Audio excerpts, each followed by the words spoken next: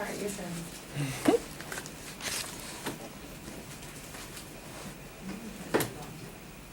So roundtable conferences, getting back to that, what do they really do? I mean, it's about people coming together to discuss things. But really, I mean, the voting process helps us with the committee. Who the chairs are. Knowing about the deaf clubs in Wisconsin. Knowing about PI, the cost of WISRID. These are stakeholders that come in these meetings.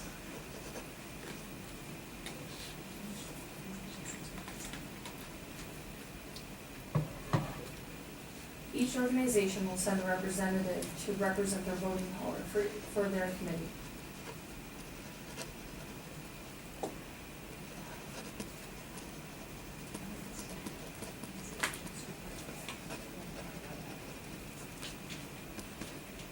So the delegates, the representatives of the committee tend to be deaf people or people representing their deaf community.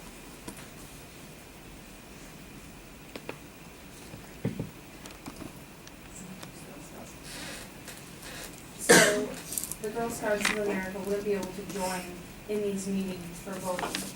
It's really about representing the deaf and service providers for the deaf community.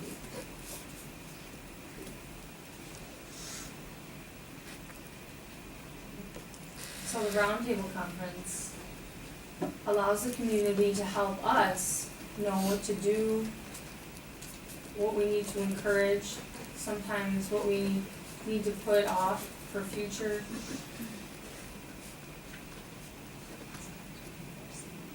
And sometimes we can see that issue coming up in the future.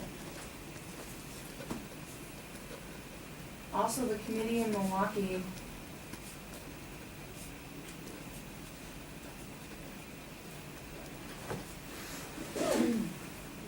can join with deaf clubs.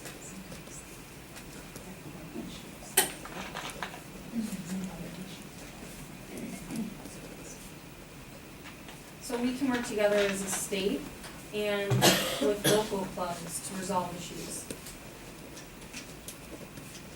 At the same time, during these committee meetings,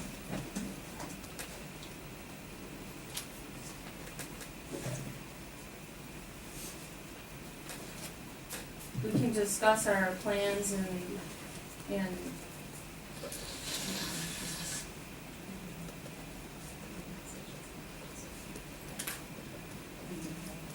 we can make sure that we're all working together to benefit each other.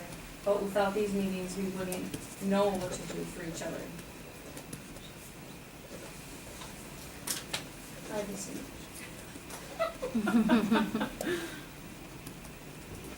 So, an affiliate, that means affiliate. The sign with your finger on the thumb, like a perch.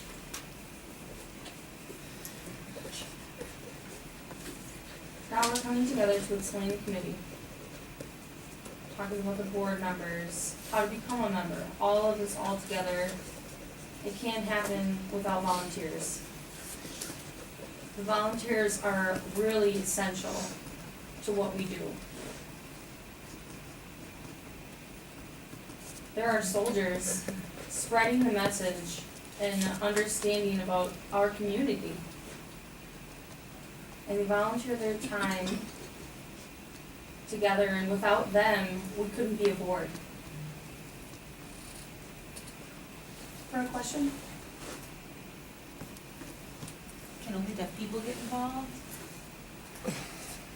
No, anyone who supports our goal for WAD can become a member. Hearing or deaf, hard of hearing, blind, it doesn't matter. We're open to everyone. You have a question?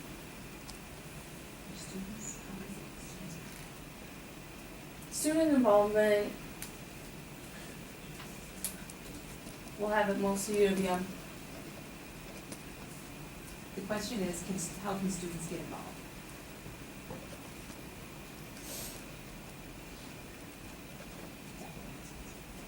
the Deaf Awareness Festival, UWM students and students can get involved there. For ASL weekend.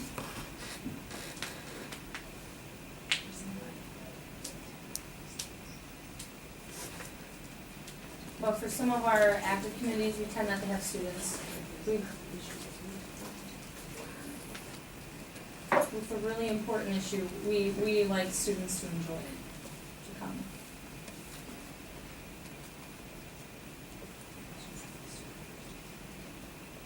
So her question is, how many student members do we have in WAD?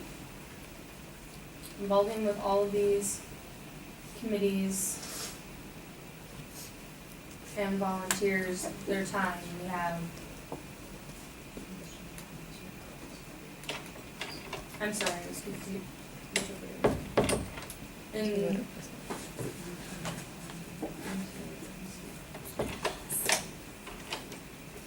No. as a student, if you volunteer for at least 4 hours, you can get in with a free membership for 2 years. I'm not really sure how many students actually volunteer and take advantage of this opportunity.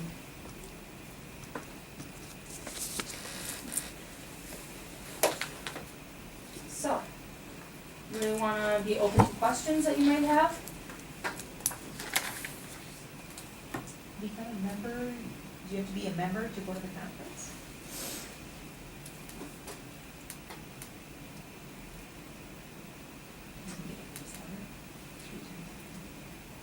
So, when you're a member, you can receive a new. How do you become a member? I'm sorry, you can apply. And we'll let you know about that. If you send that to our post office box that's listed.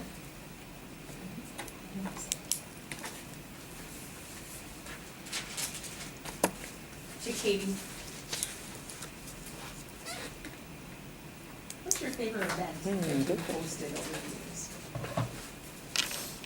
Wow, I mean, that's a hard question to answer to me. To ask you. Let me explain a little bit about my involvement. I mean, I live and grew up in Wisconsin. I moved away and came back here, but it was very different. It seemed very new. 9 years is a long time to not live in Wisconsin, to come back to your hometown. To answer your question, do you know the Deaf Picnic? When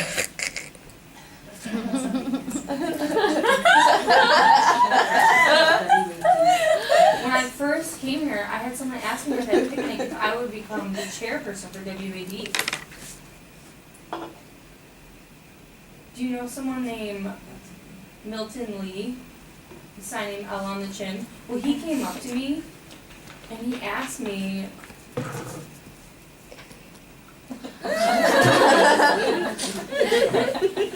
he told me that the deaf community needed a leader like me, and I said, no, I can't do that. I mean, okay, fine, I volunteered myself. And that was back in 2009, 8. That was 2008 when they first approached me.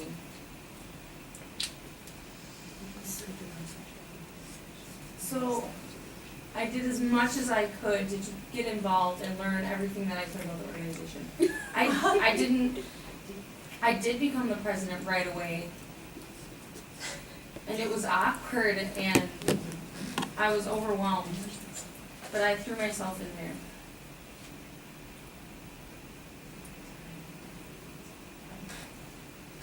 But at that time, WAD was very inactive in the community. So we had to do a lot to encourage them to get set up into the community, to become involved. And the interpreter license just started to come out.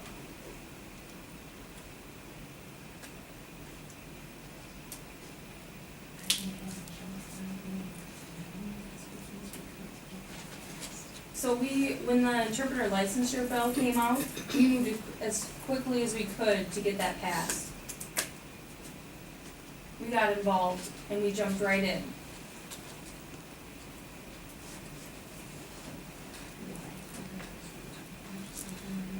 So we were writing letters, we were talking to legislators, the organization. We wanted to get that elected and make it happen as quick as possible. I mean, we felt we really needed something big to celebrate that bill passing. Do you know the adoption of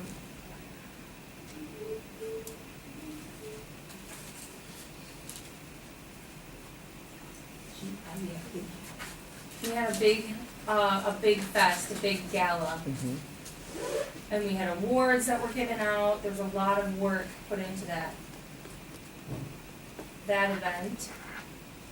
And everything leading up into that event was a lot of hard work. But we were celebrating our work during that event. And the other events, I mean, those were fun and enjoyable, but really, that was that was a keystone in our community and our success. It was a culmination of all the work that we did celebrating that event. You got a question for him? Back, Kyle.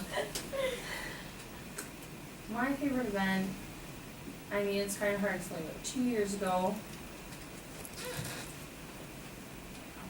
we had an outreach. I was an outreach coordinator. It was very hard it's hard for me to pick just one event because I organized a lot of events. I mean, nothing really stands out to me as one special. It will. I think it'll change and something new will happen. I think he'll be really excited about. Scar's memory is his favorite.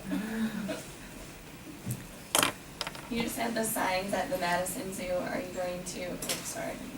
Go ahead. You just had signs at Madison Zoo. Are you planning on doing something in Milwaukee or Racine zoos? When I heard from Bonnie,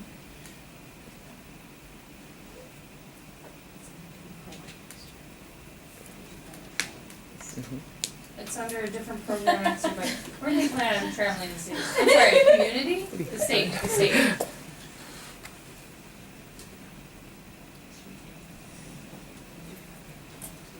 We're not really sure where, but we plan on going to different cities. I don't know, maybe you could do something like an art museum or something like that. Yeah, we can have that community. You know, SSA, Mhm. we could do something in Milwaukee. We need to work together. If we work together, we can do this. I mean, maybe WAD and SSA can become partners. Did you have a question over there? It's a little bit off topic, but I wanted to ask your opinion on your preferences on movies. What do you think is the best access for people with deaf and hard of hearing? Good when question. It comes to Answer that question. I mean, I'm so passionate about it, I'm just never gonna stop talking.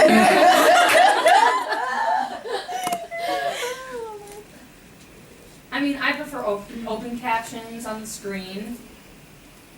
I didn't have the best experience with the glasses. The Caprio I've tried, it's good. It's a simple version, but what I like the best, what I don't like about it is that you have to keep looking up and down at the picture and at the words. It's not fast enough. The words don't always keep up with the picture. So, I mean, I'm about... Me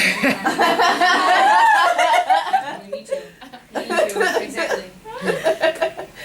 Exactly what he just said. we don't have it.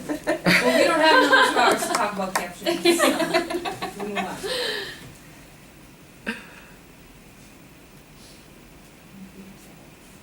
related to that, how many theaters have open captioning?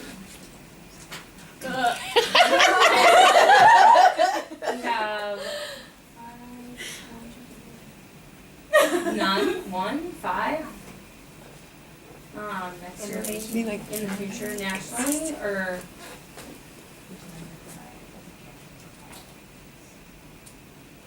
There's none that provide open captioning for all movies. Most of them all have handheld devices, and they think it's better. Why? Because it's bothering hearing people having captions on the screen. Hearing people complain about the captions being there, so that's frustrating.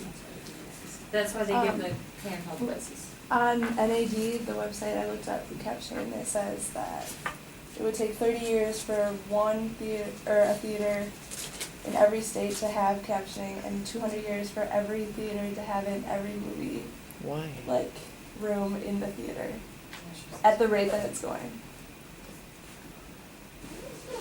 So it is like a big issue that needs to be like addressed. Yeah, there's a lot of practice and education when it comes to that. People have to make the captions. It's not a very fast process, you're right. Yeah, and really it's about the finances and the funding. It's all about the money and equipment that's necessary to provide the captions. It costs $17,000